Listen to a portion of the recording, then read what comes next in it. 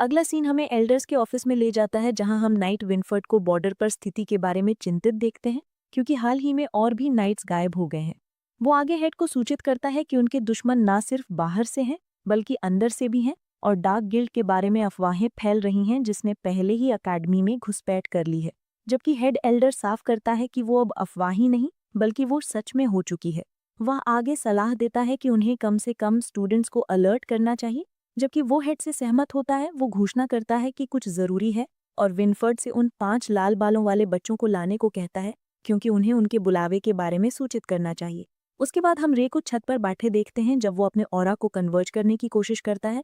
हमें पता चलता है कि उसने अपने ऑरा को अपने शरीर में कन्वर्ज करने की कोशिश की है, लेकिन यह उसके लिए कभी काम नहीं किया, क्योंकि भारी बारिश हो रही लगती है। अपना बंदा सोचता है कि उसे दिन के लिए रुक जाना चाहिए। हालांकि उसी पल वो कुछ संदिग्ध लोगों को अकेडमी के आसपास चुपके से घूमते हुए देखता है। उसे एहसास होता है कि वो लोग एक घात लगाने की प्लानिंग कर रहे हैं। जब वो अपने निशाने को नजर में देखते हैं, इस बीच लोग चुपके से अपने निशाने के करीब जाते हैं, जो एक एल्डर लगता है। राय अपनी ड्रैगन आई एक्टिवेट करता है और नोटिस करता है कि वो शैडोज का एक प्लेग है। परेशान होकर वो अपना ब्लैक बेल्ट उतारता है और सोचता है कि क्या उनका उसके पिता से कोई लेना देना है। दूसरी तरफ मास्क्ड लोग एल्डर का रास्ता रोकते हैं, जब वो साफ कर देते हैं कि उसका रास्ता यहाँ खत्म होता है। जबकि एल्डर बड़बड़ाता है कि डार्क गिल्ड के एकेडमी में प्रवेश करने के बारे में अफवाहें सच थीं। एक गिल्ड सदस्य कहता है कि उसे बहुत देर से एहसास हुआ, घोषणा करते हुए कि जल्द ही डार्क गिल्ड पूरी एकेडमी पर कब्जा कर लेगा और कोई उन्हें रोक नहीं पाएगा। जब बूढ़ा आदमी उन चारों के खिलाफ एक पल में लड़ रहा लगता है, तो कोई उनके साथ जुड़ जाता है। पता चलता है कि ये राय है, जब वो घोषणा करता है कि वो 2 वर्सेस 4 लड़ेंगे। अपना चेहरा छिपाते हुए राय खतरनाक सिचुएशन में प्रवेश करता है, जब वो अपनी तलवार पकड़ता है और एल्डर पहचानता है कि वो स्टूडेंट्स में से एक है और उसे इसमें शामिल करने के लिए माफी मांगता है। दूसरी तरफ मास्क्ड लोग ये देखकर चौंक जाते हैं कि बच्चा कहाँ से आया, लेकिन दूसरा कहता है कि इससे कोई फर्क नहीं करता, क्योंकि वो दोनों मरने वाले हैं। जबकि बूढ़ा आदमी लड़ने के लिए तैयार होता है और जादू का इस्तेमाल करता है।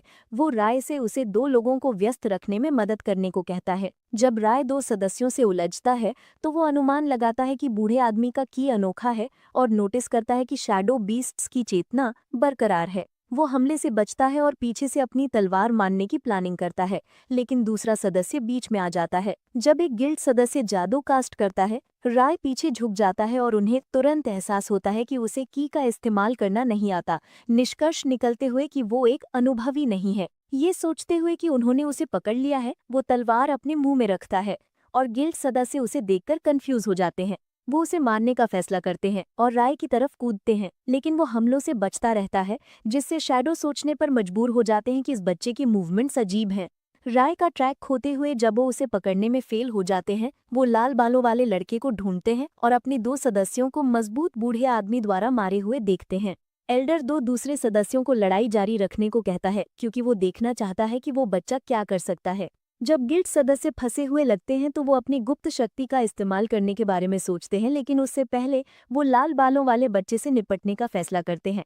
इस बीच राय सब कुछ ऊपर से देखता है और सोचता है कि एल्डर को शुरू से उसकी मदद की जरूरत नहीं थी। ये विश्वास करते हुए कि उसे लड़ने का मौका मिला है, वो पीछे से शैडोज की तरफ कूदता है। जबकि रे उन्हें एक मुश्किल समय देता है, क्योंकि वो उसे पकड़ नहीं पाते। वो आखिरकार उसे फंसा लेते हैं। जब अपने बंदे के पास बाहर निकलने का कोई रास्ता नहीं लगता, तो एल्डर उसे बुलाता है और राय को उस आदमी का हाथ पकड़ने और अपनी तरफ खींचने का आदेश देता है। बूढ़ा आदमी फिर राय को पीछे मुड़ने और मोमेंटम का इस्तेमाल करके उसे ऊपर फेंकने का निर्देश देता है। लाल बालों वाला लड़का फिर उसके निर्देशों का पालन करता है और उस आदमी को बूढ़े आदमी की दिशा में फेंक देता है। एल्डर फिर ची के साथ एक शक्तिशाली मुक्का मारता है और शैडो आदमी दूर चला जाता है, जब एक विस्फोट होता है। उस आदमी को विस्फोट होते देखकर राय सोचता है कि एल्डर कितना मजबूत है, और उसी पल नाइट्स सीन पर पहुंच जाते हैं। जबकि एक आखिरी गिल्ड सदस्य भागने की कोशिश करता है, अपना बंदा उसके पीछे जाता है, लेकिन एल्डर उसे रोकता है और कहता है कि किसी के पीछे न जाए जो अपनी रस्सी के अंत में है। इस बीच नाइट्स आते हैं और राय इतने सालों बाद एक नई क्षमता हासिल करता है। नाइट्स सुनिश्चित करते हैं कि एल्डर बिल्कुल ठीक है और बूढ़ा आदमी उन्हें चिंता न करने का आश्वासन देता है, सूचित करते हुए कि एक सदस्य भाग गया है, इसलिए अगर वो चाहें तो उसका पीछा कर सकते हैं। इस बीच नाइट्स उसे गिल्ड सदस्य का पीछा करते हैं। एल्डर राय की उसकी मदद के लिए तारीफ करता है और उसे एक प्रतिभाशाली स्टूडेंट कहता है। उत्सुक होकर रई बूढ़े आदमी से पूछता है कि गिल्ड सदस्यों ने उस पर हमला क्यों किया, लेकिन एल्डर उसके सवाल को टाल देता है।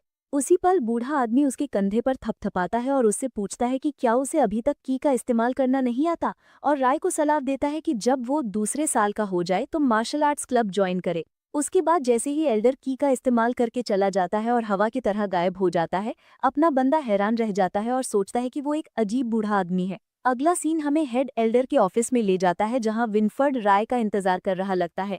जब राय पहुंचता है, विनफर्ड हेड एल्डर के उसे बुलाने के बारे में सूचित करता है, जिससे अपना बंदा सोचने पर मजबूर हो जाता है कि क्या वो इतनी जल्दी पकड़ गया। पता चलता है कि विनफर्ड सभी लाल बालों वाले बच्चों को बुलाता है, जिसमें इयान, काइल, स्लोथ, बैजर और राय शामिल हैं। जबकि बच्चे अधीर लगते हैं और अनुमान लगाते हैं कि एल्डर के पास उनके लिए एक स्पेशल मिशन है। हेड एल्डर सीधे पॉइंट्स पर आता है और उन्हें बुलाने का कारण बताता है, क्योंकि भविष्यवाणी के कारण।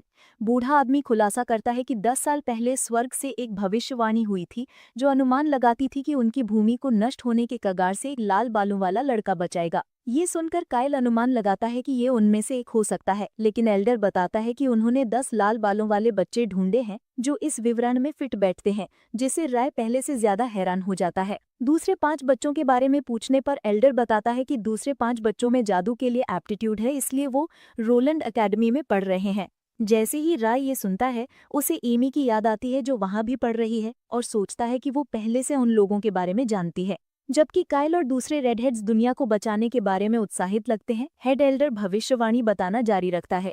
वो बताता है कि अतीत में 5 ड्रैगन नाइट्स ने उनकी भूमि को खतरे से बचाया, शैडोज को हराया और एवियन नाइट एकेडमी की स्थापना की। अनमोल विरासत पीछे छोड़कर हेड एल्डर उन्हें विरासत की रक्षा करने की एक बड़ी जिम्मेदारी देता है और उन्हें बेसिक और स्पेशल ट्रेनिंग के अलावा और भी ट्रेनिंग प्राप्त करने के बारे में सूचित करता है। 5 लाल बालों वाले बच्चों से एवरी एकेडमी के ड्रैगन नाइट्स की नई पीढ़ी बनने की उम्मीद की जाती है। जब वो ऑफिस से निकलते हैं तो काइल और एक जुड़वा उद्धारक बनने के बारे में खुश महसूस करते हैं, जबकि रे इयान से पूछता है कि क्या उसके बाल हमेशा से लाल थे। इस बीच इयान जवाब देता है कि उसके बाल हमेशा से ऐसे ही थे और उसे भी बड़े होने में बहुत मुश्किलों का सामना करना पड़ा है। अपना बंदा सोचता है कि सबके बाल हमेशा से लाल रहे हैं, हालांकि राय के बाल काले से लाल हो गए। अपना बंदा अनुमान लगाता है कि क्या उसे ड्रैगन नाइट के रूप में गिना जाना चाहिए, जिससे वो सोचने पर मजबूर हो जाता है कि हेड एल्डर उनसे कुछ छुपा रहा होगा। अगला सीन हमें हेड एल्डर के ऑफिस में ले जाता है, जहां विनफर्ड हेड से बच्चों को पूरी भविष्यवाणी न बताने के बारे में सवाल कर रहा लगता है। हेड उसे आश्वासन देता है कि बच्चों के कंधों पर पहले से ही काफी बोझ है, इसलिए उन्हें चीजें तब बतानी चाहिए जब वो तैयार हों, और नाइट अनिच्छा से उससे सहमत हो जाता है। सीन फिर रई पर पलट जाता है, जो ड्रैगन नाइट्स के बारे में खोज करना शुरू कर देता है। लड़का बताता है कि कुछ लोग अभी भी ड्रैगन्स को बुराई का प्रतीक मानते थे, जबकि कुछ विश्वास नहीं करते थे कि ये जीव कभी अस्तित्व में थे। एक अल्पसंख्यक अभी भी विश्वास करती थी कि ड्रैगन इस लैंड के रक्षक थे, क्योंकि पास्ट में दुनिया शैडो से पीड़ित नहीं थी। जैसे ही उसने नाइट्स के बारे में और पढ़ा, एक किताब ने उसका खास ध्यान खींचा, क्योंकि इसमें भगवान के मार्गदर्शन का जिक्र था। जबकि भगवान के बारे में लिखी गई किताबें इंसानों के लिए वर्जित हैं, राय को कुछ भी काम का नहीं मिला और वो जवाब ढूंढने के लिए एक पुजारी के पास जाता है।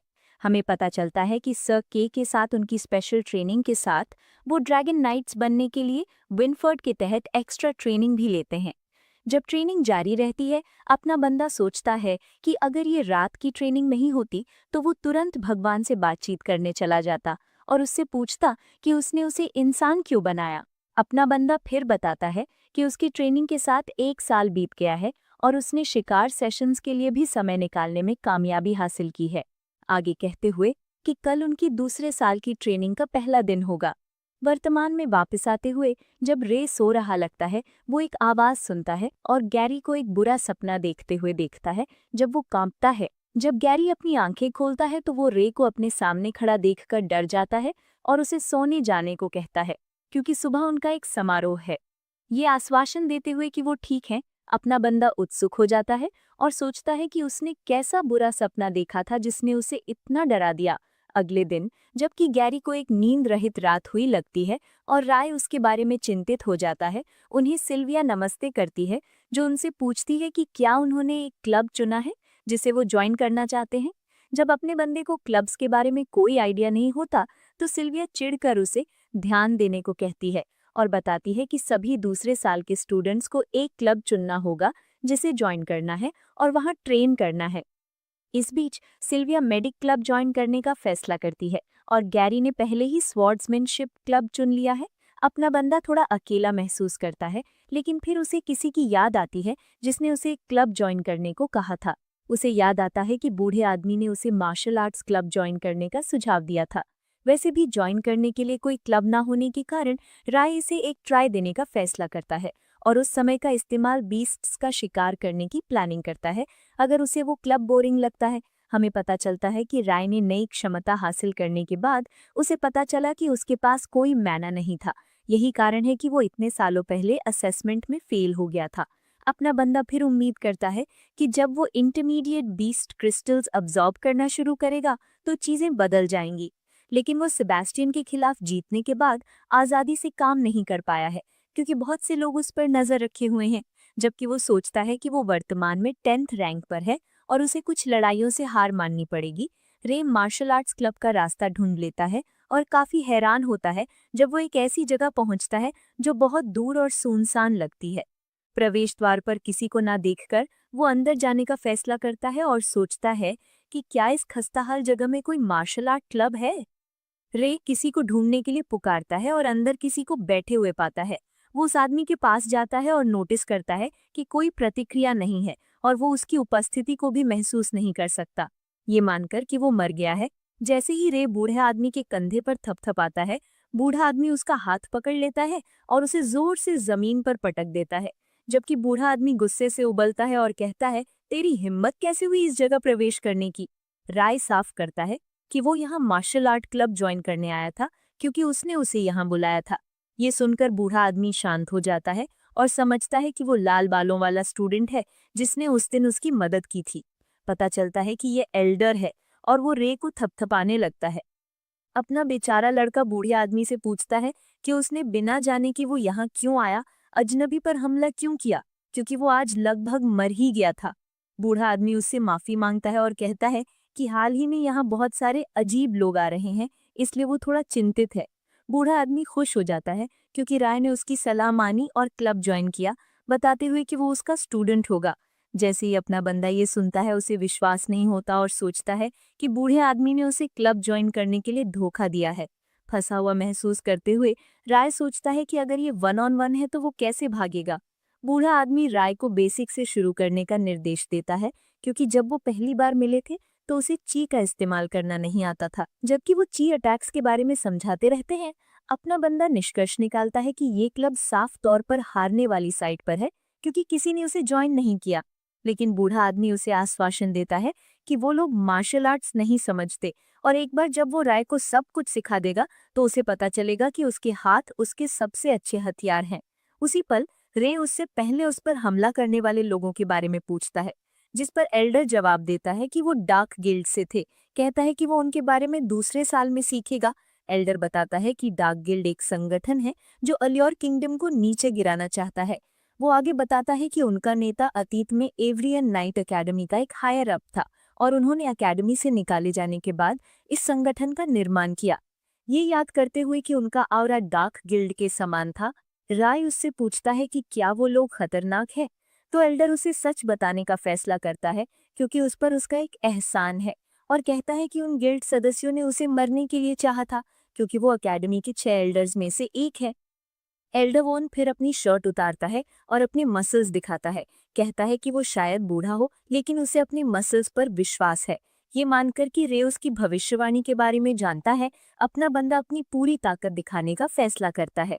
जब वॉन उसे अपनी पूरी ताकत दिखाने का आदेश देता है, तभी अपना बंदा बूढ़े आदमी को पूरी ताकत से मुक्का मारता है। जैसे ही उसके हाथ उसके मैस्कुलिन शरीर से टकराते हैं, अपना बंदा सोचता है कि ये सख्त है, बिल्कुल एक मेटल बोर्ड पर मारने जैसा। जबकि अपने बंदे का हाथ लगभग चकनाचूर हो जाता है। वॉन उसे पूछता है कि क्या उसने उस अटैक में ची का इस्तेमाल किया। हाथ फूंकते हुए वो मना कर देता है और बूढ़ा आदमी उत्साह से उसे कहता है कि वो एक सांड से भी मजबूत है और एक बार जब वो ची को समझ लेगा तो वो आसमान में उड़ेगा। ये चापलूसी सुनकर अपना बंदा सोचता है कि क्या ये बूढ़ा आदमी भरोसेमंद भी है। वॉन गर्व से उसके कंधे पर थपथपाता है, कहता है कि उन्हें शुरू करना चाहिए। कहता है कि उसने अभी तक शामिल होने के लिए हाँ नहीं कहा। राय घबरा जाता है और सोचता है कि अब वापस जाने का कोई रास्ता नहीं है। अगला सीन हमें ट्रेनिंग पर ले जाता है, जहां वॉन रे को ची एल्डर के बारे में सिखा रहा लगता है। वैन बताता है कि ची सिर्फ सांस लेने से पैदा हो सकती है और कुछ ची उसके शरीर में ट्रांसफर करता है। बूढ़ा आदमी एनर्जी ट्रांसफर करता है और राय को इसे अपने शरीर के माध्यम से महसूस करने का निर्देश देता है, जबकि अपना बंदा सोचता है कि ये बहुत गर्म है और ची को इस तरह बहते देखकर हैरान है।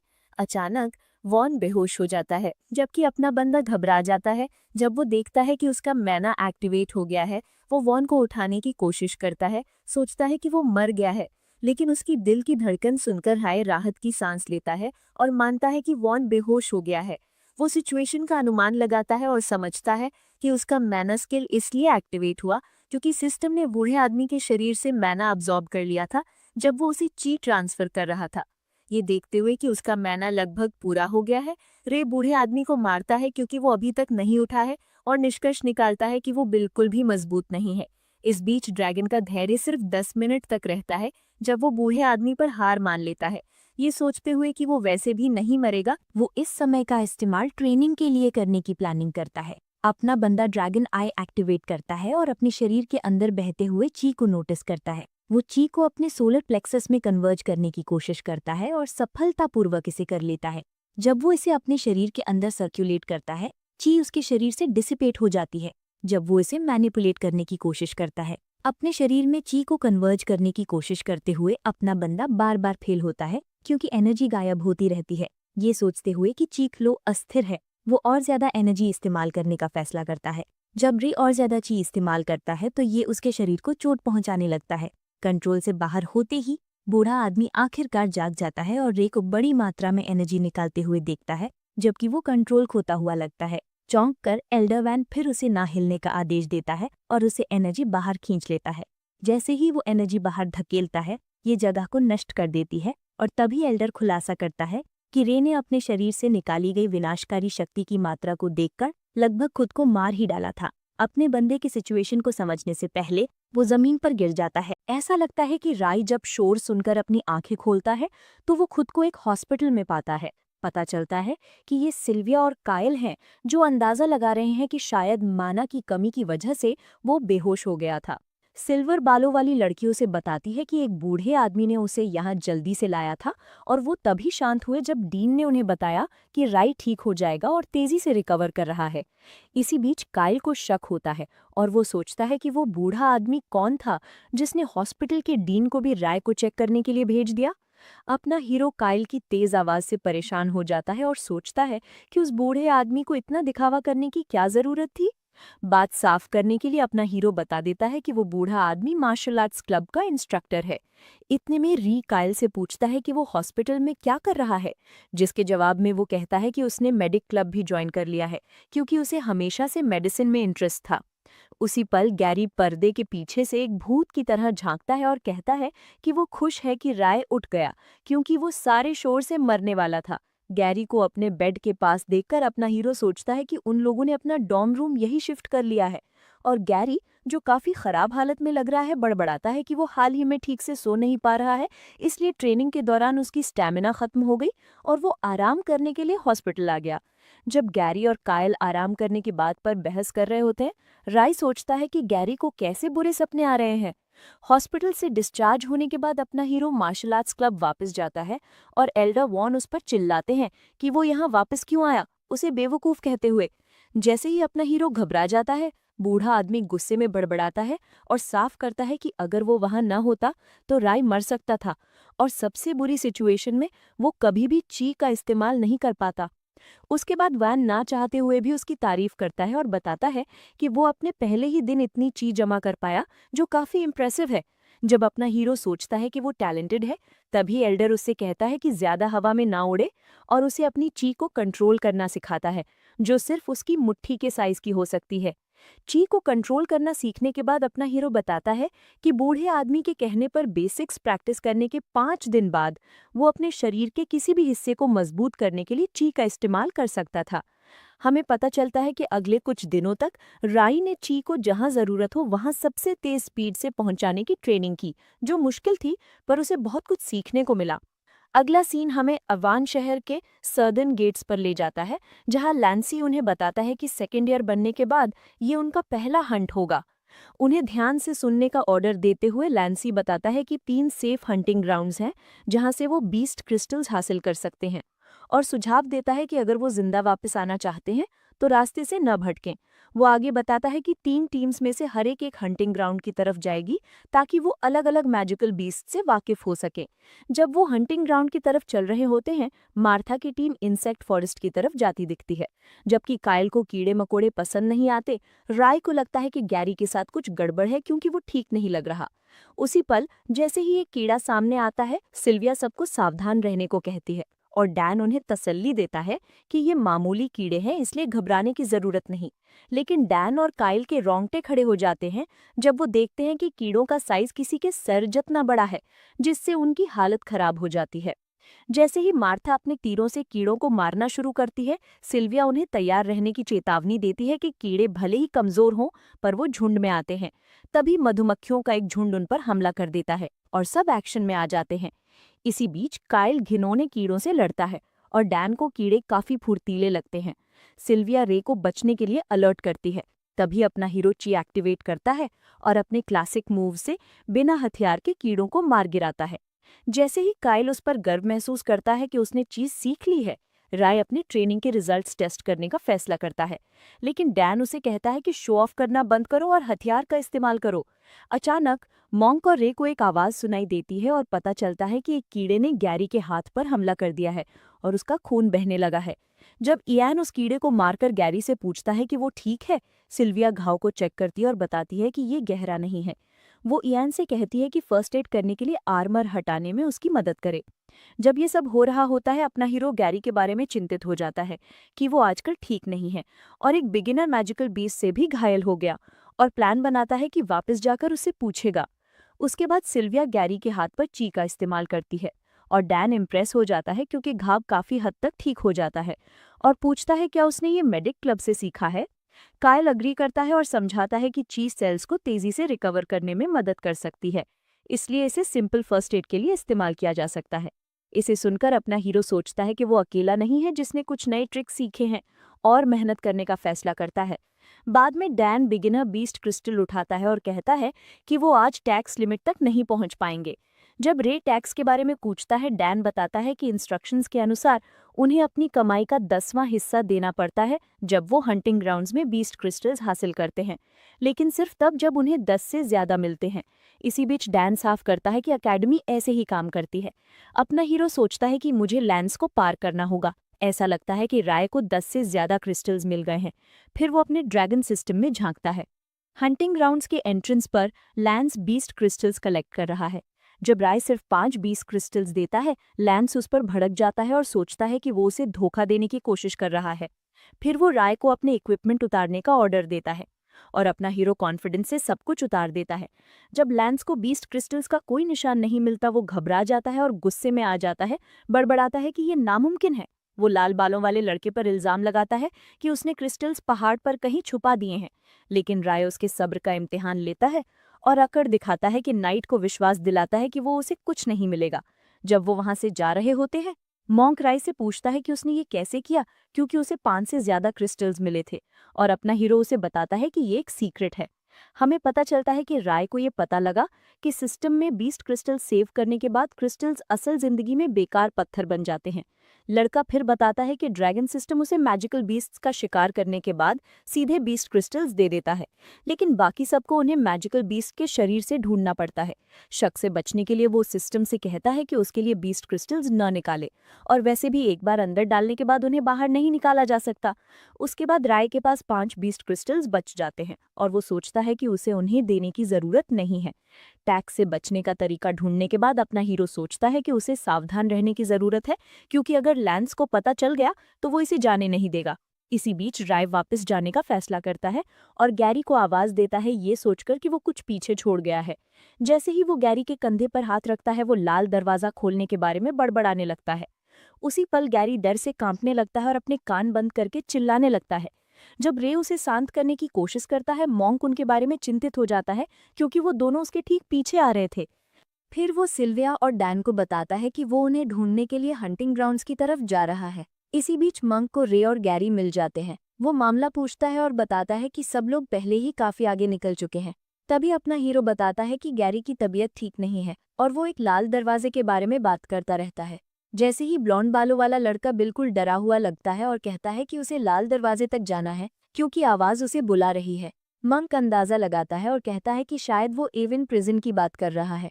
हमें पता चलता है कि राय उस आवाज से बात करता है जो उसे बताती है कि वो उसका इंतजार कर रही थी और इस दुनिया के एक छुपे हुए इतिहास और राज का खुलासा करती है। आवाज लाल दरवाजे से आती लगती है और अचानक दरवाजे बंद होने पर गायब हो जाती है।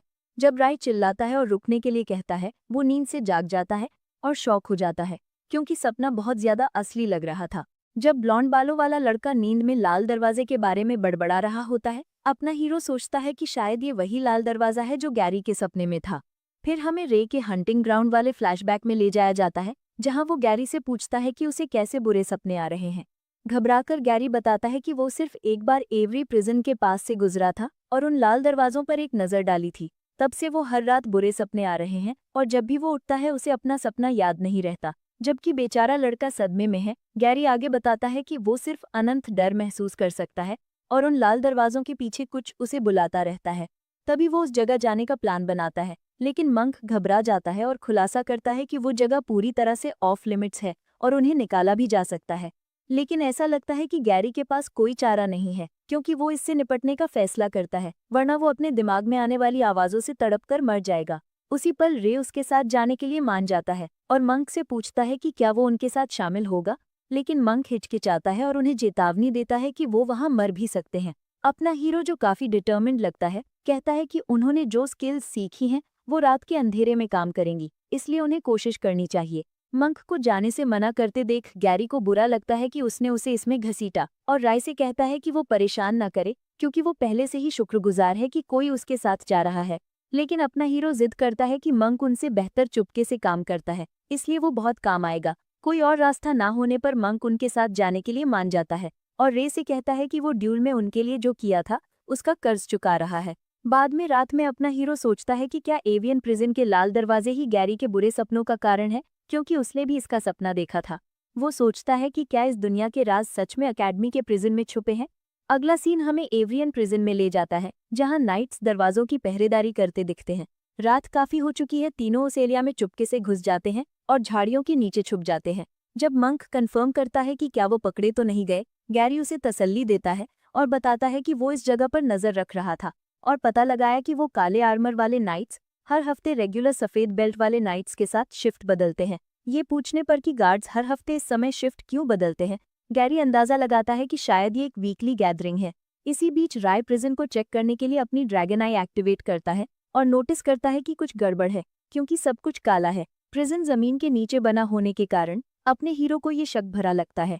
थोड़ी देर बाद गार्ड्स मीटिंग के लिए जाते दिखते हैं जब वो शिफ्ट बदलते हैं। इसी बीच काले आर्मर वाला गार्ड मीटिंग के लिए निकल जाता है। राय प्लान के मुताबिक आगे बढ़ने का फैसला करता है और अचानक कोई गैरी का हाथ पकड़ लेता है, पूछता है कि वो लोग क्या कर रहे हैं। पता चलता है कि ये मॉली है, एक थर्ड या ब्लैक बेल्ट स्टूडेंट। वो बताती है कि वो पास में ट्रेनिंग कर रही थी और उन दोनों को चुपके से घूमते देखा। जैसे ही मॉली अंदाजा लगाती है कि वो प्रिजन के अंदर घुसने वाले हैं, गैरी घबरा जाता है और बोल देता है कि वो प्लान बना रहे थे। तभी वो आ गई। अचानक बैरल हर जगह बिखर जाते हैं जिससे गार्ड्स का ध्यान भटक जाता है।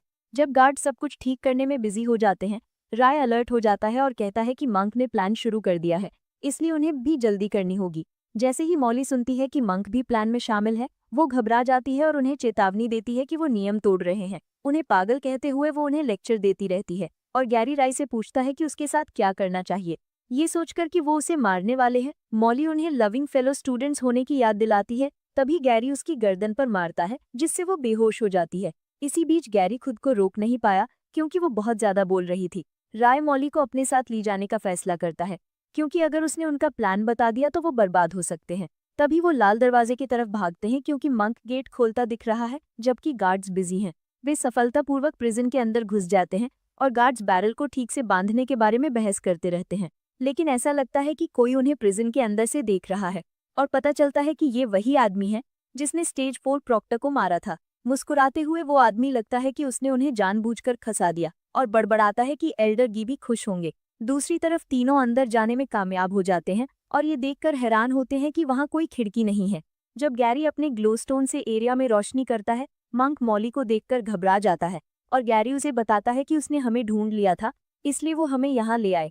आखिरकार मॉली होश में आती है और मंक उससे पूछता है कि क्या वो ठीक है, लेकिन मॉली का मूड खराब लगता है क्योंकि वो उन पर चिल्लाती है कि उन्होंने एक सीनियर के साथ ऐसा क्यों किया और उन्हें रिपोर्ट करने की धमकी देती है। जब वो गुस्से में होती है, गैरी अपने कारण बताने की कोशिश करता है, लेकिन राय बिना किसी हिचकिचाहट के मॉली को कहता है कि वो रिपोर्ट कर दे और उसे जितना जोर से चिल्लाना है चिल्लाने को कहता है, ताकि वो सब एक साथ निकाल दिए जाएं।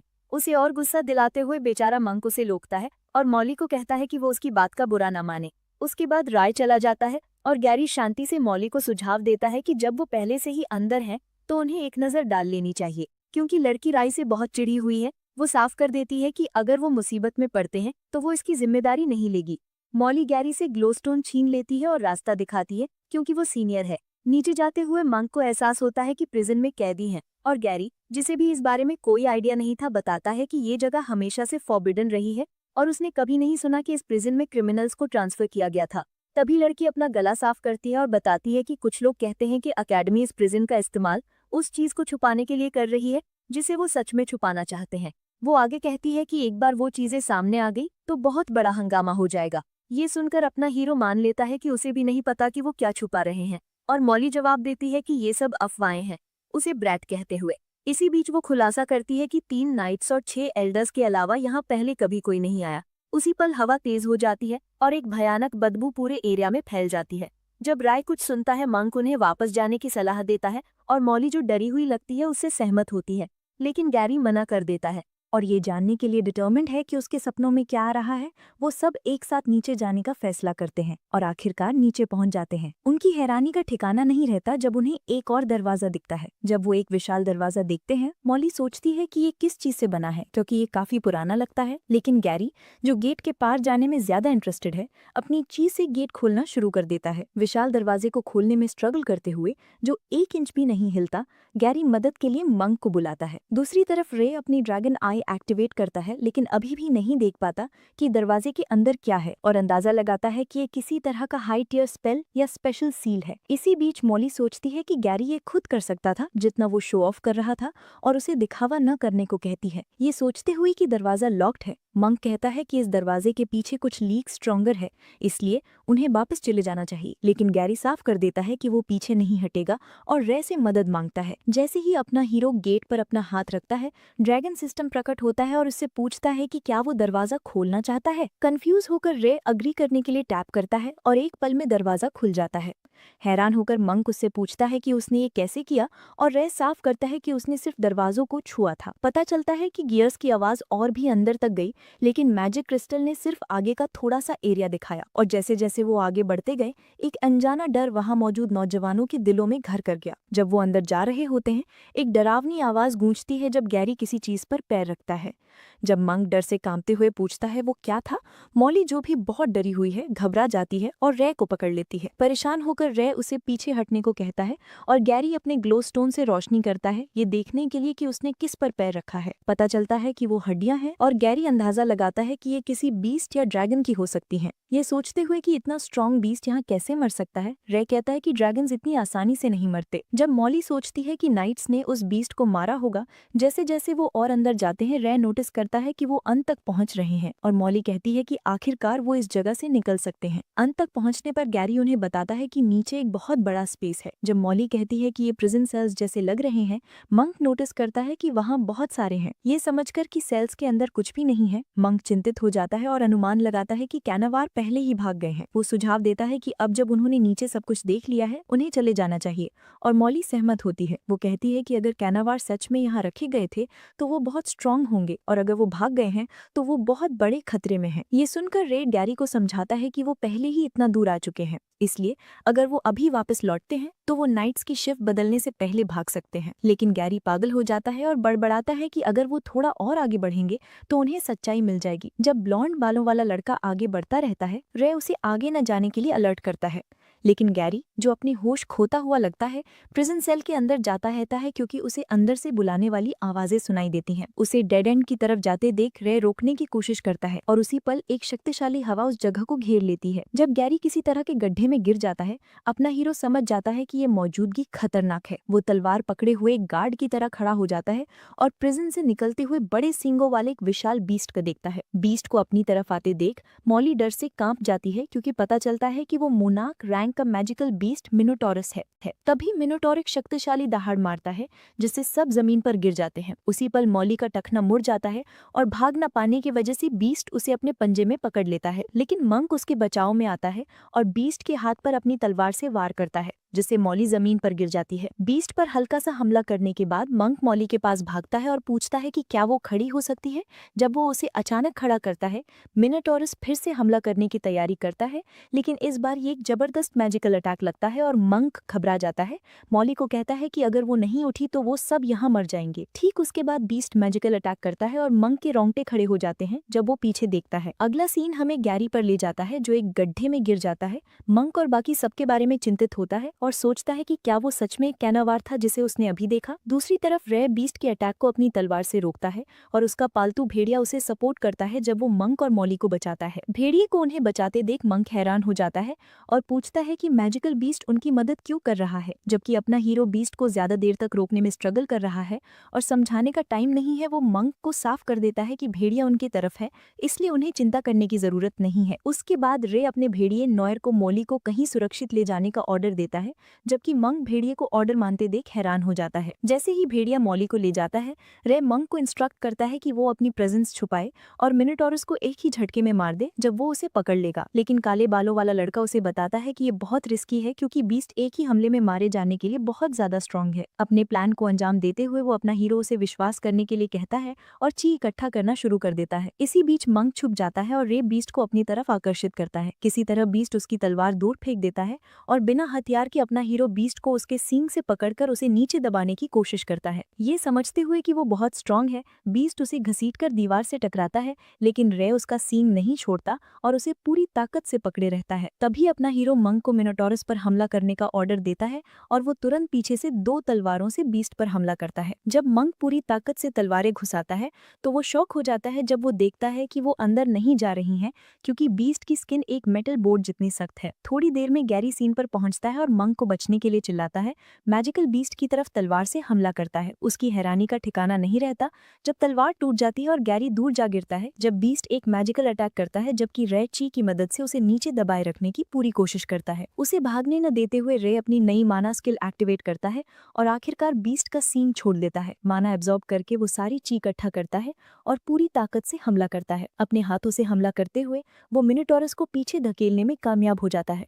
ये सोचकर खुश होते हुए कि बूढ़े आदमी की ट्रेनिंग आखिरकार काम आई, गैरी उसे सावधान रहने के लिए अलर्ट करता है, लेकिन तब तक बीस्ट रे को बेहोश कर देता है जिससे वो जमीन पर गिर जाता है। खांसते हुए अपना हीरो सोचता है कि उसने बहुत ज्यादा माना एब्जॉर्ब कर लिया है, इसलिए उसका शरीर उसे तुरंत इकट्ठा नहीं कर सकता और उसे एहसास होता है कि उसका शरीर अभी भी बहुत कमजोर है। जब बीस्ट उसके पास आता है, वो उससे निपटने का तरीका सोचने की कोशिश करता है, लेकिन तभी उसे कोई दिखता है। पता चलता है कि वो उनके इंस्ट्रक्टर सर के हैं और हमेशा की तरह सिगरेट पीते हुए कहते हैं कि उन्होंने किसी बहुत बड़ी चीज को गुस्सा दिला दिया है। जब वो बच्चों को रास्ते से हटने का इंस्ट्रक्शन देते हैं, मंक उन्हें देखकर खुश हो जाता है और सोचता है कि वो बच गए। सर साफ करते हैं कि उन्हें मक्खन लगाने की जरूरत नहीं है क्योंकि वो इससे बाद में निपट लेंगे और बीस्ट पर हमला करने जाते हैं। सींग को निशाना बनाते हुए वो प्रभावशाली ढंग से माइनोटॉरस के एक सींग को एक ही कोशिश में तोड़ देते हैं। जब सर एक और हमले के लिए जाते हैं, बीस्ट उनका पैर पकड़ लेता है, लेकिन वो पलटवार करते हैं और बीस्ट की उंगलियों को काट देते हैं।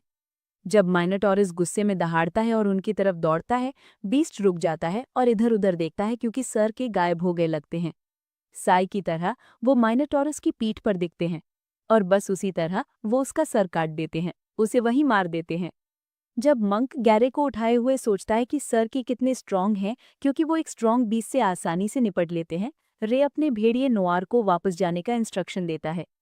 जब नोआर सिर हिलाता है, अपना हीरो एक नई एबिलिटी हासिल करता है और सोचता है कि क्या ये लाइटनिंग अटैक को अब्जॉर्ब करने की वजह से है। उसके बाद इंस्ट्रक्टर मॉली को उठाता है जो बेहोश लगती है और कहता है कि मोनार्क बीस्ट के पास ज्यादा मैना नहीं बचा था, वरना उसे एक टुकड़े में निकलने में मुश्किल होती। फिर वो अपने स्टूडेंट्स को उसके पीछे आने का इंस्ट्रक्शन देता है, इससे पहले कि कुछ और खतरनाक सामने आ जाए। चलते हुए सर के उन तीनों से एक्सप्लेनेशन मांगते हैं, जबकि मॉली खुद को मुसीबत से बचाने के लिए मरने का नाटक करती है। चिंतित होकर मंक उससे पूछता है कि क्या उन्हें निकाल दिया जाएगा, लेकिन के जवाब देता है कि उन्हें शुक्र मनाना चाहिए कि उनके पास अभी भी निकाले जाने का चांस है, ये सोचते हुए कि वो इस तरह यहाँ घुसे थे। ये मानते हुए कि ये एक चमत्कार है कि वो जिंदा है, मंक और गैरी उससे माफी मांगते हैं। लेकिन फिर सर के पलटते हैं और अपने स्टूडेंट्स को आंख मारते हैं, बड़बड़ाते हैं कि ये शर्म की बात होगी अगर वो उन स्टूडेंट्स को निकाल दे जो मनाक बीस से लड़ सकते हैं और कहानी सुनाने के लिए जिंदा बच सकते हैं। वो इस बात को जाने देते हैं अगर वो ये राज रखने का वादा करते हैं कि उसने उनमें से किसी को नहीं देखा। और खुशी की एक लहर उन तीनों में दौड़ जाती है जब वो सर के से ये तसल्ली भरे शब्द सुनते हैं। दरवाजे पर पहुंचकर सर के क्यूरियस हो जाते हैं और उनसे पूछते हैं कि वो दरवाज़ा खोलने में कैसे कामयाब हुए। झूठ बोलते हुए रे उन्हें बताता है कि जब वो यहाँ आए थे तो दरवाजे खुले थे और गैरी उससे सहमत होता है। जब इंस्ट्रक्टर को यह अजीब लगता है कि दरवाज़ा खुला था, अचानक रे को एक आवाज़ सुनाई देती है जो कहती है कि वो उसका यहाँ इंतज़ार करेगी और उसे कहती है कि जब वो और स्ट्रांग हो जाए तो वापस आए। घबराकर अपना हीरो याद करता है कि ये वही आवाज़ है जो उसने पहले सपनों में सुनी थी और दरवाज़ा आखिरकार बंद हो जाता है। बाद में रात में एकेडमी के हॉस्पिटल में सर के अपने घावों का इलाज कराते दिखते हैं, जबकि डीन ये देखकर हैरान है कि उन्हें इतनी बुरी तरह चोट लगी है, ये मानते हुए कि एक साथ 4 स्टूडेंट्स को ट्रेन करना हद से ज्यादा है। जब डीन इंस्ट्रक्टर को डांट रहे होते हैं, तीनों भी हॉस्पिटल में दिखते हैं और रे सर के बारे में सोचता है कि जब वो नाटक कर रहे होते हैं तो कितने डरावने लगते हैं। अपना हीरो फिर बेड से उठता है और गैरी से पूछता है कि वो गुफा में और आगे क्यों जाता रहा जब उन्होंने उसे रोकने की कोशिश की थी, जिसके जवाब में वो कहता है कि उसे अंदर तक जाने की एक तीव्र जरूरत महसूस हुई और वो अपने शरीर या विचारों को कंट्रोल नहीं कर पाया। ये सुनकर मंक कन्फेस करता है कि किताब पढ़ने के बाद उसने पाया कि लाइटनिंग के तत्वों को कंट्रोल करने की एबिलिटी के अलावा माइनोटॉरस के पास लैबिरिंथ ऑफ द हार्ट नाम की एबिलिटी है। हमें पता चलता है कि लेजेंड के अनुसार इस कनावर को एक रानी और एक सफेद सांड ने जन्म दिया था जिसे बलि चढ़ाया जाना था, लेकिन राजा ये जानकर गुस्से में आ गया और धरती के अंत में एक विशाल भूल भुलैया बनाने का आदेश दिया। उसे भारी निगरानी में रखा हुआ था। कनावर को भूल भुलैया में रखा गया था, लेकिन उसे देवताओं की शक्ति का वरदान मिला था। जैसे जैसे कनावर बड़ा हुआ, भूल भुलैया से बचने का उसका जुनून अपने आसपास के लोगों के दिलों को मोहित करने की एबिलिटी में बदल गया। जो लोग प्रभावित होते हैं वो अपने विचारों पर नियंत्रण खोने लगते हैं और आखिरकार मजबूत भावनाओं द्वारा नियंत्रित होते हैं। इसी बीच रे सोचता है कि ये एक अजीब लेजेंड है, ये सोचना कि एक इंसान और एक सांड का बच्चा हुआ। गैरी कहानी का अंत पूछता है, लेकिन किताब में इसका कोई अंत नहीं है। जब मंक अंदाजा लगाता है कि कनावर भाग गया, वरना उन्होंने उसे प्रिजन में ही देखा होता। अपने बुरे सपनों की जड़ को ढूंढते हुए ब्लॉन्ड बालों वाला लड़का सोचता है कि कहानी का मतलब बनता है क्योंकि बीस्ट ने शायद एक बच्चे को जन्म दिया होगा। दूसरी तरफ रे प्रिजन में सुनी गई आवाज के बारे में सोचता है और सोचता है कि क्या सच में कनावर ने गैरी के बुरे सपने पैदा किए थे। उसी पल सर के रूम में एंटर करते हैं और उसे कहते हैं कि वो यहीं रहे और अगले कुछ दिनों तक आराम करे। ये सोचकर कि उसे अभी डांट पड़ रही है, रे उन्हें बुलाता है और इंस्ट्रक्टर को लगता है कि वो उसके बारे में चिंतित हैं। इसलिए वो उन्हें तसल्ली देते हैं कि ये कुछ नहीं है, बस कुछ टूटी हुई पसलियां हैं। लेकिन उसकी उम्मीदें जल्द ही टूट जाती हैं जब रे कहता है कि वो बस ये पूछना चाहता था कि उन्हें एक मोनार्क बीस्ट क्रिस्टल मिला और क्या उन सबको इसका हिस्सा मिलेगा। ये सुनकर सर के अपना आपा खो देते हैं और साफ कर देते हैं कि उन्हें कुछ नहीं मिलेगा क्योंकि ये उनकी मेहनत की फीस है और उसे हिस्सा देने के लिए वो चोट नहीं खाए थे। जबकि अपना हीरो सारे लेक्चर से बोर हो चुका है, सर के जाने वाले होते हैं और उन्हें बताते हैं कि सुबह उनका और अच्छे से चेकअप होगा। क्यूरियस होकर रे के पास एक और सवाल होता है और वो उनसे पूछता है कि उन्हें कैसे पता चला कि वो प्रिजन में थे। गैरी बताता है कि सिर्फ उन्हें ही पता होना चाहिए था, भले ही मॉली उन्हें रिपोर्ट करना चाहती थी लेकिन उसे चांस नहीं मिला। उन्हें ब्रैट्स कहते हुए सर के बड़बड़ाते हैं कि वो बहुत ज्यादा राज जानना चाहते हैं और बताते हैं कि लर्कर्स ने उन्हें बताया था। जैसे ही वो ये सुनते हैं, अपना हीरो सोचता है कि उन पर पूरा टाइम नजर रखी जा रही थी।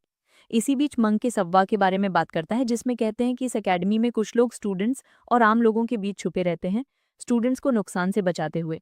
जब गैरी इसका सारांश निकालता है कि वो राज लीक करते हैं, इंस्ट्रक्टर साफ करता है कि वो नहीं बताएगा कि वो कौन था और उन्हें कहता है कि वो उन चीज़ों के बारे में ज़्यादा चिंता करें जिनके बारे में उन्हें चिंता करनी चाहिए। जैसे ही वो जाते हैं, रे सोच में खो जाता है, ये सोचते हुए कि जैसे जैसे चीज़ें खुल रही हैं उसे एहसास हो रहा है कि एकेडमी उतनी सिंपल नहीं है जितनी पहले लगती थी। बिस्तर पर जाने के बाद अपना हीरो उस एबिलिटी के बारे में सोचता है जो उसके पास है, जिससे वो टारगेट के मैजिक को अब्जॉर्ब कर सकता है और उसी एलिमेंट के स्पेल्स को बढ़ा सकता है। ये सोचते हुए एबिलिटी उसके लिए हेल्पफुल नहीं है, रे गैरी को देखता है जो सोया हुआ लगता है और याद करता है कि उसने उससे अपने भेड़िए नुआर को एक राज रखने को कहा था। ये अंदाजा लगाते हुए कि सर के को भी इसके बारे में पता नहीं चला। वो सोचता है कि गैरी को अब बुरे सपने नहीं आ रहे हैं और अनिश्चित हो जाता है कि क्या ये सच में बीस्ट की वजह से था। अगला सीन हमें मार्शल आर्ट्स क्लब में ले जाता है।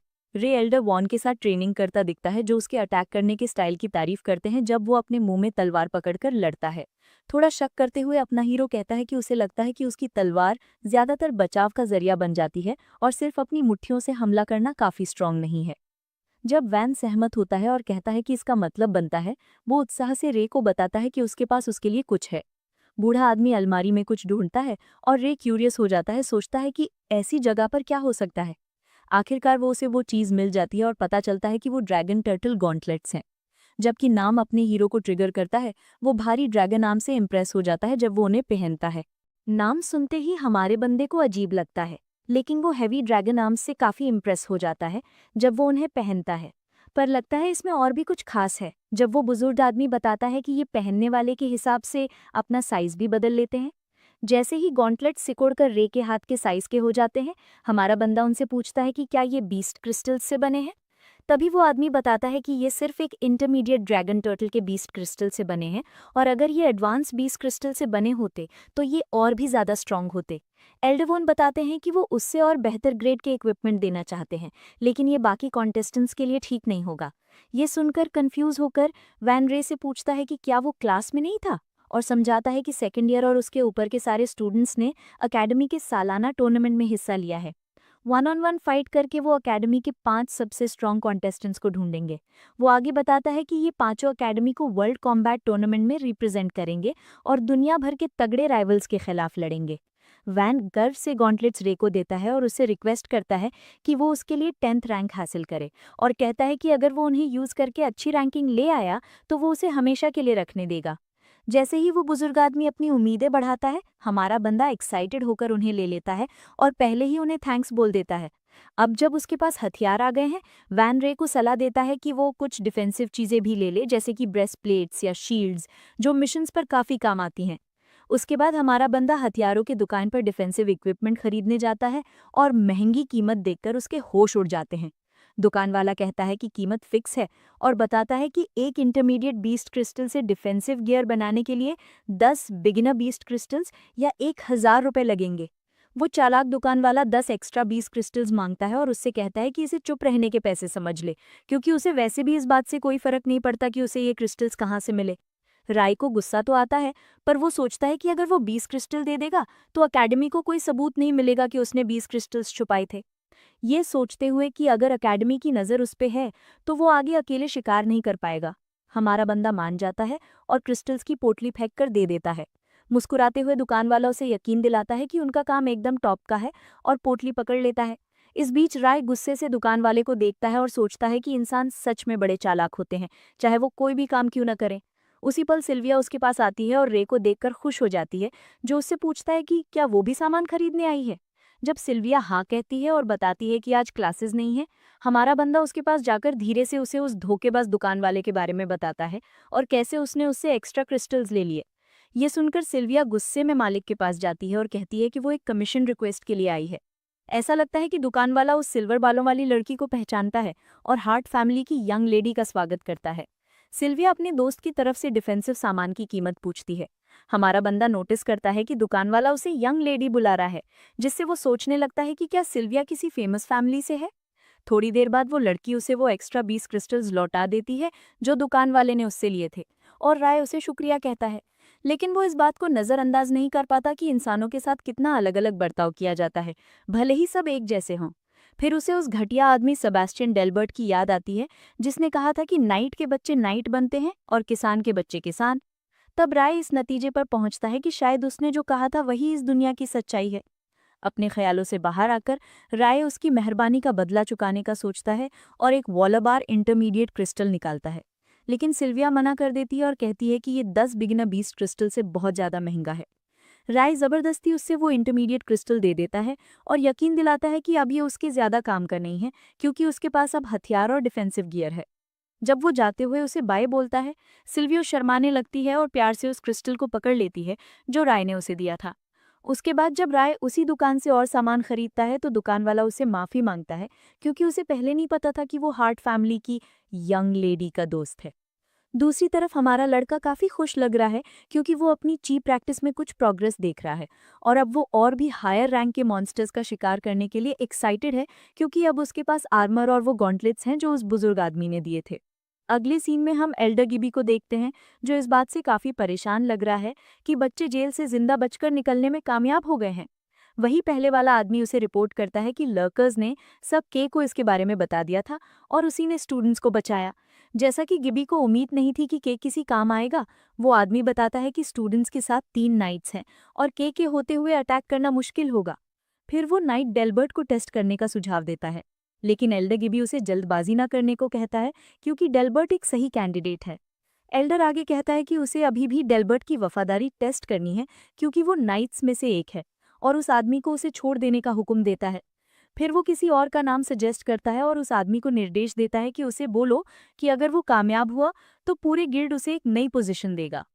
अगले सीन में हम पहाड़ी जंगल के हंटिंग ग्राउंड्स में पहुंचते हैं, जहां सब लोग काफी जोश में लग रहे हैं और गैरी सजेस्ट करता है कि उन्हें सामान के लिए और कमाई करनी होगी। इस बीच मंक राय को थैंक्स बोलता है और इयान भी वही करता है, कहते हुए कि वो उसे इसका बदला किसी बेहतर चीज से देगा। लेकिन हमारा लड़का कंफ्यूज हो जाता है और उनसे पूछता है कि क्या वो उससे बात कर रहे हैं, और डैन उसे पीछे से पकड़ लेता है, कहते हुए कि उसे पता है कि राय बहुत शर्मीला है, लेकिन वो लोग सच में बहुत शुक्रगुजार हैं। उसी पल राय सिल्विया से पूछता है कि क्या इसका उससे कोई लेना देना है, और मार्था तुरंत बीच से हट जाती है और उन्हें अकेला छोड़ देती है। तभी सिल्विया उसे समझाती है कि जो वूली बेयर इंटरमीडिएट क्रिस्टल राय ने उसे दिया था, उसने उसे गोल्ड के बदले एक्सचेंज करके उनके टीममेट्स को उसके नाम से दे दिया, ये बताते हुए कि उसके पास पहले से ही एक अच्छी शील्ड थी। उसने कहा कि वो उसके काम का नहीं था और उसे बिना पूछे ये करने के लिए माफ़ी मांगी। जैसे ही सिल्विया को लगता है कि वो अचानक गुस्सा हो गया है, रे खुशी से उसके कंधे थपथपाता है और उसकी तारीफ करता है कि वो एक अच्छी लीडर बन सकती है, और पूछता है कि वो अचानक इतनी सीरियस क्यों हो गई। इस अचानक हरकत से वो घबरा जाती है और बहुत ज़्यादा शर्माने लगती है और उसे धक्का दे देती है। हैरानी की बात यह है कि मंक, डैन और मार्था चुपके से उन्हें देख रहे हैं। बाद में गैरी राय से पूछता है कि क्या उसके और सिल्विया के बीच कुछ हुआ, लेकिन हमारे भोले भाले लड़के को कोई अंदाजा नहीं होता कि वो किस बारे में बात कर रहा है। गैरी फिर एक ठंडी सांस लेता है और राय से प्रॉमिस करने को कहता है कि वो एमी के साथ ऐसा नहीं करेगा। बाद में हंटिंग ग्राउंड्स में कीड़े उनकी तरफ उड़कर आते हैं और वो सब लड़ने के लिए तैयार हो जाते हैं। रे अपनी ड्रैगन आई एक्टिवेट करता है और एनालाइज करता है कि वो सब बिगनर रैंक के मॉन्स्टर्स हैं, इसलिए कोई दिक्कत नहीं होनी चाहिए। उसके बाद डैन आराम से उन कीड़ों से लड़ता है और सोचता है कि क्या यहाँ इससे ज़्यादा चैलेंजिंग कुछ है, जबकि गैरी इस नतीजे पर पहुंचता है कि वो बस लड़ने में बेहतर हो गया है। मंक भी जबरदस्त तरीके से कीड़ों को काट रहा होता है। उसी पल रे उसे ध्यान से बोलकर अलर्ट करता है और बताता है कि वो एक हर्क्यूलिस बीटल है।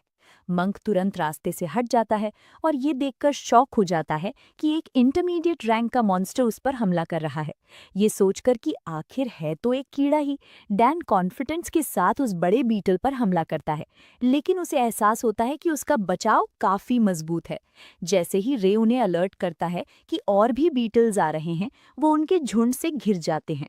तभी गैरी उस बीटल पर अपनी तलवार से अटैक करता है, लेकिन वो भी ये जानकर शॉक हो जाता है कि उसके नकल्स कितने हार्ड हैं, जबकि सभी लोग स्ट्रगल करते हुए दिख रहे थे। मार्था अपने तीरों से उनके शेल के आर पार शूट नहीं कर पा रही थी और सिल्विया की शील्ड भी उन बीटल्स के अटैक को मुश्किल से ही रोक पा रही थी और वो टकराकर पीछे हट जाती है। दूसरी तरफ मंक, इयान और डैन को बीटल्स ने घेर लिया था, क्योंकि वो उनसे लड़ नहीं पा रहे थे। अचानक वो देखते हैं कि एक बहुत बड़ा सा बीटल नीचे आ गिरता है। पता चलता है कि रे अपने क्लासिक गॉन्टलेट्स और चीकी पावर से उनसे लड़ रहा है। वो एकदम प्रो की तरह आसानी से उन हरक्यूलिस बीटल्स के आर पार वार करता है और उसके टीममेट्स हमारे लड़के को इतने इम्प्रेसिवली उन्हें मारते हुए देखकर हैरान रह जाते हैं। उससे इतना स्ट्रॉन्ग होते देख डैन उसके नए वेपन को नोटिस किए बिना नहीं रह पाता और उन क्रेजी स्ट्रॉन्ग गॉन्टलेट्स पर फिदा हो जाता है, जबकि मंक बताता है कि ये उसे मार्शल आर्ट्स क्लब के एडवाइजर ने उधार दिए हैं। बेचारा डैन पछताते हुए कहता है कि उसे लगता है उसने गलत क्लब ज्वाइन कर लिया। दिया। इस बीच हमारा बंदा उन बीटर्स की धुलाई कर देता है और सोचता है कि वो इससे ज्यादा इजी नहीं दिखा सकता वरना टीममेट्स को शक हो जाएगा। फिर वो उन्हें हेल्प के लिए बुलाता है और सभी एक्शन में आ जाते हैं। मार्था बीटर्स पर तीर चलाना शुरू करती है और सिल्विया अपनी तलवार और शील्ड से उन्हें खत्म कर देती है। वहीं मंक, डैन और इयान भी अपने वेपन से जबरदस्त तरीके से बीटल्स को मारते हैं। सारे बीटल्स को मारने के बाद डैन खुशी से अनाउंस करता है कि वो अमीर हो गए हैं क्योंकि उन्हें इंटरमीडिएट बीस्ट क्रिस्टल्स मिलेंगे। इंटरमीडिएट रैंक के मॉन्स्टर्स को खत्म करने के बाद और मंक को एक मिल भी जाता है। जबकि रे बीस्ट क्रिस्टल्स को एब्जॉर्ब करने ही वाला होता है, अचानक जंगल से पक्षी उड़ने लगते हैं। वो अपनी ड्रैगन आई एक्टिवेट करता है और जंगल में आग देखता है। जैसे ही हमारा बंदा टीममेट्स को जंगल की आग के बारे में अलर्ट करता है, मार्था पेड़ की डाली पर कूदती है और कहती है कि राई सही है क्योंकि वो आग की लपटें देख सकती है। गैरी फिर अपना कान जमीन पर लगाता है और अंदाजा लगाता है कि जानवर जंगल से भाग रहे हैं क्योंकि उसे उनके दौड़ने की आवाजें सुनाई दे रही हैं। जबकि डैन बड़बड़ाता है कि वो किसका इंतजार कर रहे हैं, उन्हें भी भाग जाना चाहिए। रे कहता है कि वो टाइम पर नहीं निकल पाएंगे क्योंकि वो पहले से ही डर से घिरे हुए लगते हैं। घबराकर मार्था सिल्विया से रेस्क्यू क्रिस्टल के जरिए सिग्नल भेजने को कहती है, लेकिन वो बताती है कि क्रिस्टल काम नहीं कर रहा है क्योंकि उसने पहले सिग्नल भेजने की कोशिश की थी। डैन को इस पर विश्वास नहीं होता। तभी रे को कोई उनकी तरफ आते हुए दिखता है। वो चिल्लाकर पूछता है कि वो कौन है और 3 मास्क लोगों को दिखता है जो असैसिन जैसे लग रहे थे। इस बीच मंक को उम्मीद होती है कि वो उन्हें बचाने आए हैं, लेकिन हमारा बंदा क्लियर करता है कि इन लोगों के साथ शायद ऐसा नहीं है और गैरी उन पर चिल्लाता है, पूछता है कि क्या उन्होंने आग लगाई है। उसी पल उन मास्क लोगों में से एक बाकी 2 को बच्चों पर अटैक करने का इशारा करता है। जैसे ही उनमें से 2 मंक और गैरी पर अटैक करते हैं, राई पर भी रेड आर्मर वाले आदमी द्वारा अटैक होता है। हालांकि हमारा बंदा अपने गॉन्टलेट से अटैक को डॉज कर लेता है और सोचता है कि आखिर ये लोग हैं कौन और वो उन पर अटैक क्यों कर रहे हैं। रे मास्क्ड आदमी की तलवार को अपने रेगुलर आई से इंस्पेक्ट करता है और पता लगता है कि ये कोई नॉर्मल वेपन नहीं है। दूसरी तरफ डैन मंक को पकड़ता है जिस पर असैसिन्स ने अटैक किया था और इयान रे और बाकियों की हेल्प करने जाता है, लेकिन आसपास लगी आग उसे रोक देती है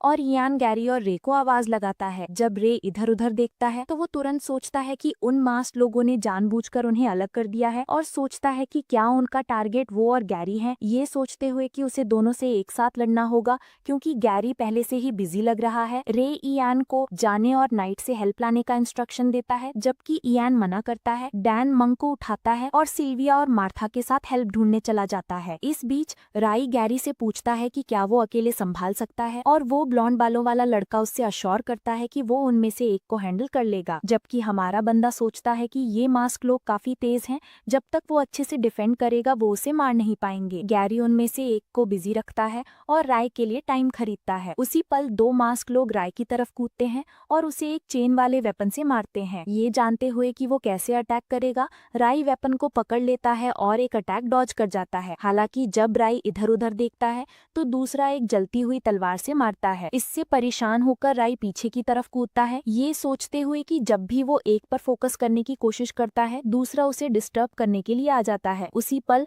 असैसिन जबरदस्ती राय पर वेपन से मारता है जिससे वो बेखबर हो जाता है। हमारा बंदा जमीन पर जा गिरता है, लेकिन किस्मत से उसका आर्मर उसे सबसे बुरे वार से बचा लेता है। ये सोचते हुए कि दोनों असैसिन्स उसकी उम्मीद से बेहतर एक साथ काम करते हैं, राय अपना बैटल प्लान बदलता है। फिर उसे गैरी दिखता है जिसके हाथ में चोट लगी लगती है और उसे अश्योर करता है कि अब उसे इसकी चिंता करने की जरूरत नहीं है। हालांकि वो ब्लॉन्ड बालों वाला लड़का उसे बैकअप देता है और कहता है कि वो एक मास्क्ड आदमी से निपट लेगा। तभी असैसिन गैरी पर अटैक करने की तैयारी करता है, ये कहते हुए कि वो उसे दर्दनाक मौत देगा। ये देखते हुए कि वो उन्हें मारने का प्लान कर रहे हैं, राय को पीछे हटने का कोई रीजन नहीं दिखता और वो 5 बिगनर बीस्ट क्रिस्टल्स एब्जॉर्ब कर लेता है। एनर्जी जमा करके हमारा लड़का ड्रैगन नाइट में इवॉल्व हो जाता है क्योंकि उसके सर पर सींग निकल आते हैं और वो अपने वुल्फ नॉयर को बुलाता है जो वो भी एक हॉर्न्ड वुल्फ में इवॉल्व हो जाता है और बड़बड़ाता है कि अब शिकार का वक्त है। राय को मैजिक देखकर एक असैसिन घबरा जाता है और कहता है कि उन्हें कभी नहीं बताया गया कि इस बच्चे को मैजिक आता है। जबकि दूसरा मिशन जारी रखने का कमांड देता है तो वो उनकी तरफ कूदते हैं, ये नोटिस करते हुए कि ये पहले वाला ही मूव है। राय श्योर करता है कि वो इसके लिए दोबारा नहीं फंसेगा और सिकल वेपन को पकड़ लेता है। फिर वो नॉयर को दौड़ने का कमांड देता है और दोनों दोनों असासिन्स को चेन से फंसा लेता है। ये सोचते हुए कि वो उन्हें फंसा सकता है, वे आसानी से सिकल से आजाद हो जाते हैं। जबकि रे इतना सरप्राइज नहीं लगता। वो नॉयर को सिकल वाले आदमी का ख्याल रखने का इंस्ट्रक्शन देता है और दूसरे से निपटने के लिए कूद जाता है। जबकि हमारा लड़का उनमें से एक के साथ लड़ता है, दूसरा उसकी तरफ तेजी से बढ़ता है, लेकिन नॉयर सही टाइम पर पहुंचकर उस पर अटैक कर देता है, ये कहते हुए कि वो उसके जैसे जानवरों को ब्रेकफास्ट में मारता है। असासिन नॉयर का अटैक वेपन से डॉज कर लेता है। इसके विपरीत हमारा लड़का अटैक डॉज करता रहता है और हैरान रह जाता है जब उसे एहसास होता है कि ये फिर से वही मूव है। वो इंस्पेक्ट करता है कि तलवार परेशानी दे रही है और उसे काबू करने का डिसाइड करता है। रे सोचता है कि जब चेन उसके पास नहीं होती तो मास्क्ड आदमी लड़ाई से बच रहा है और सोचता है कि वो ऐसा क्यों कर रहा है। इसे ट्राई करने के लिए वो अचानक असैसिन पर अटैक करता है, जिससे वो शॉक हो जाता है और रे के अंदाजे के मुताबिक मास्क्ड आदमी उससे नहीं लड़ता और पीछे हट जाता है। जब हमारे लड़के को उसकी कमजोरी पता चलती है, वो गैरी की तरफ देखता है जो मास्क्ड आदमी को कड़ी टक्कर दे रहा लगता है। गैरी डिक्लेयर करता है कि वो अवान के स्टूडेंट्स हैं और असैसिन को अपनी तलवार घोंप देता है। पूछता है कि उसने उस पर अटैक क्यों किया। जब वो ब्लॉन्ड बालों वाला लड़का उसे तलवार से नीचे दबाए रखता है, रे उसे होशियार रहने की चेतावनी देता है क्योंकि दूसरा उस पर आग का वार करता है। हालांकि अटैक उस असैसिन को लगता है जिसे गैरी ने घोंपा था और वो आग में जलने लगता है, मदद के लिए चिल्लाते हुए। इस नज़ारे से घबराकर गैरी सोचता है कि वो अपने ही साथियों को मारने को तैयार है और राय की हेल्प करने के लिए उसकी तरफ बढ़ता है। इस बीच गैरी दर्द से कांपता है और जमीन पर गिर जाता है। हमारा लड़का उसे आराम करने को कहता है और अश्योर करता है कि वो इन हरामियों के टुकड़े टुकड़े कर देगा। रे तलवार अपने मुंह में पकड़ता है और कहता है कि उसके जैसा घटिया इंसान इस दुनिया का हिस्सा बनने के लायक नहीं है और ये सोचना कि उसने अपने साथियों की जान भी दांव पर लगा दी, ये माफ करने के लायक नहीं है। ठीक उसके बाद वो मास्क्ड आदमी पर एक पावरफुल अटैक करता है, लेकिन वो बच जाता है। ये देखकर कि उसने अटैक डॉज कर लिया, रे इस नतीजे पर पहुंचता है कि वो पूरी तैयारी के साथ आए हैं क्योंकि उनके पास स्पेशल इक्विपमेंट और वेपन्स है। जब उसके गॉन्टलेट्स क्रैक होने लगते हैं, वो एक मौका ढूंढने की सोचता है क्योंकि अगर ये चलता रहा तो उसका इक्विपमेंट ज्यादा देर तक नहीं टिकेगा। कुछ टाइम खरीदने के लिए राय अपने वुल्फ नुआर को बुलाता है और वो तुरंत मास्क्ड आदमी पर अटैक करता है। जबकि असासिन ने सोचा था कि नुआर स्ट्रांग होगा, लेकिन पता चलता है कि वो एक इंटरमीडिएट रैंक का है। वो कहता है कि वुल्फ अपने मास्टर से पहले मरने वाला है। जब वुल्फ उसे कंफ्यूज करने की पूरी कोशिश करता है और तेजी से गोल घूमता है, मास्क्ड आदमी चेन पकड़ता है और उसे नीचे देखना बंद करने को कहता है। उसी पल असैसिन वुल्फ को चेन से पकड़ लेता है और गैरी जो नुआर को मुसीबत में देखता है, कुछ करने का प्लान बनाता है। बिना एक पल बर्बाद किए असैसिन वुल्फ को मारने के लिए उसकी तरफ वेपन एम करता है, लेकिन उसी पल गैरी बीच में आ जाता है और अटैक रोक देता है। ये सोचते हुए कि वो एक मॉन्स्टर के लिए मरना चाहता है, असैसिन गैरी पर वार करता है जो मुश्किल से खड़ा था और वो जमीन पर जा गिरता है, जिससे उसकी तलवार दूर चली जाती है। लेकिन ब्लॉन्ड बालों वाला लड़का असैसिन का पैर कस के पकड़ लेता है और नुआर को तलवार उठाने और अपने मास्टर रे की तरह लड़ने का कमांड देता है। ठीक वैसे ही वुल्फ तलवार अपने मुंह में पकड़ लेता है। जैसे ही मास्क्ड आदमी गैरी को मारने वाला था जो उसे छोड़ नहीं रहा था, नुआर इम्प्रेसिवली असैसिन के सर पर वार करता है, उसे शरीर से अलग करते हुए। जबकि टीम में से एक मास्क्ड आदमी बच जाता है और अपने बेकार साथी को देखता है। रे तलवार पकड़ता है और पूरी ताकत से वार करता है। इस बीच इससे ज्यादा डैमेज नहीं होता। असैसिन का मास्क टूट जाता है और उनकी हैरानी का ठिकाना नहीं रहता जब पता चलता है कि वो नाइट लैंसैंसी है। तभी लैंस अपना मास्क उतारता है और गैरी, जिसे विश्वास नहीं हो रहा होता, उसे हरामी कहता है। बड़बड़ाता है कि वो एक टीचर होकर ऐसा कैसे कर सकता है, लेकिन लैंस को कोई परवाह नहीं होती और कहता है कि वो वैसे भी मरने वाला है। वो अपनी तलवार के साथ गैरी की तरफ कूदता है, लेकिन उसी पल नुआर उसके सामने आ जाता है और वार सह लेता है। उसके बाद राय वुल्फ को रुकने का इंस्ट्रक्शन देता है और नुआर गायब हो जाता है जब वो उसे अंडू समन करता है। इस बीच गैरी जमीन पर गिर जाता है और बेबस पड़ा रहता है। लैंस गुस्से में रे के पास जाता है और बड़बड़ाता है कि वो उसे एक एक करके मार देगा। जब लैंस आग से लिपटी अपनी तलवार के साथ आगे बढ़ता है, हमारा लड़का सोचता है कि उसके जैसे घटिया इंसान कैसे एग्जिस्ट करते हैं, जिन्हें दर्द देना और उसे टारगेट करना पसंद है।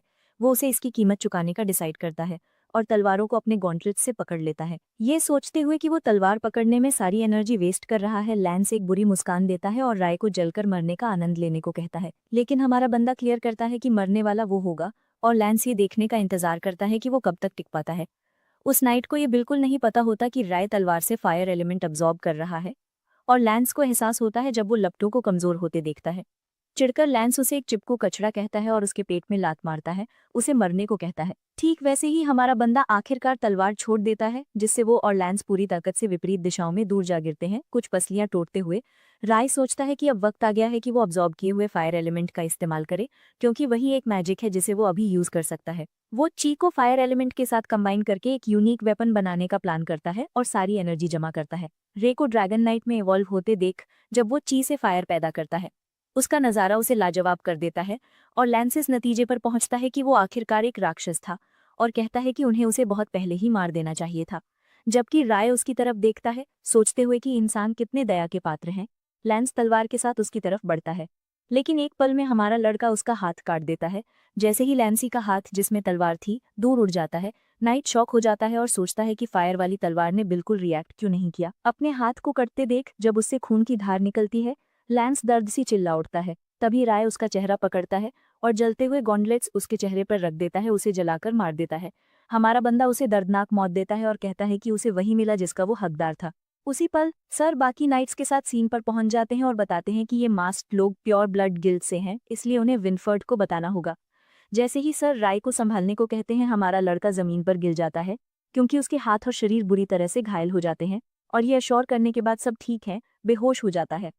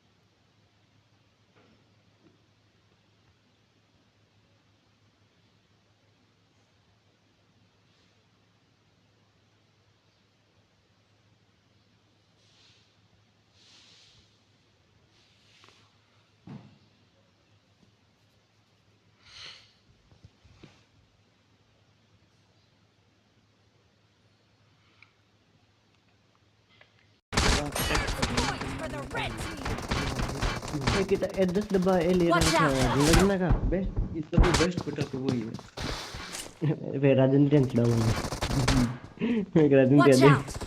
बेस्ट का ना क्यों फेस कैन सागड़ कौन ही बरे फेस का ऐड कर दे अभी का मैंने को जुगाड़ कर रहे यार कि मैंने क्या करूं face can say Watch out! निकले में इन कौन नहीं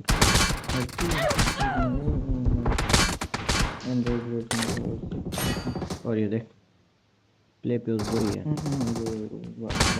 सेटिंग्स में जाकर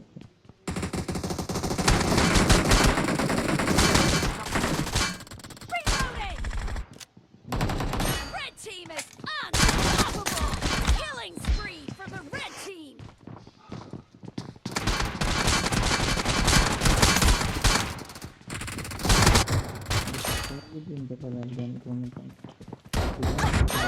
चार के थोड़ा नहीं है तो 5 बजे तक अपलोड कर सके 1 घंटा 2 घंटा को ड्यूरेशन देगा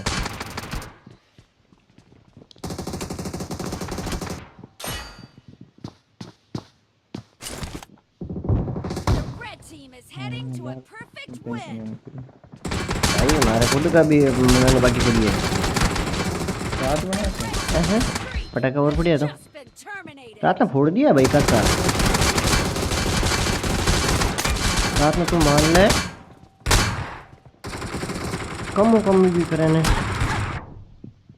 तो मेरे अभिषेक मिलकर 5,000 का प्लस में फोड़ दिया थोड़ा बहुत पड़े रख लिया मैं आधा और फोड़ जाएगा थोड़ा सागर रुपेंद्र का मिल गया 3-4 हज़ार का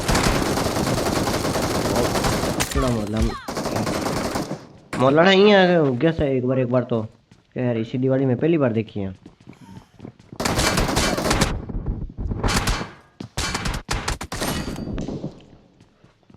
तो इन्हें डाउनलोड करेगी है फिर वीडियो कंप्यूटर में किया तो एंड्रॉइड स्टूडियो यूट्यूब यार ओके अरे वीडियो की दिक्कत है। जूम आउट कर दे पहले सारा ही। जूम आउट कर दिया लास्ट वीडियो याद है आप प्ले करें इतो ही से जूम आउट तो भाई 1 घंटा 43 मिनट की तो लोड ढूंढ भाई। प्रोसेसर आपने कौन नहीं इतना एंड्रॉइड डाला तू 1 घंटा प्लस में जा रही है वीडियो देख। और वो रुक जाती है दोनों पर्दों से बाहर। पर मैंने कर देते बीच में। Our team is unstoppable. Killing spree. The red team गाल बब्बो एकदम सही है भी मैं छोड़ दे बिल्कुल।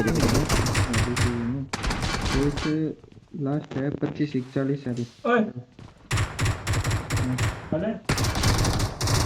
मेरा गेम प्ले चल रही है।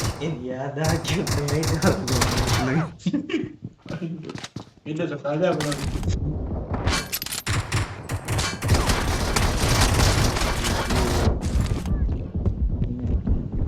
हेलो यार ठीक है 3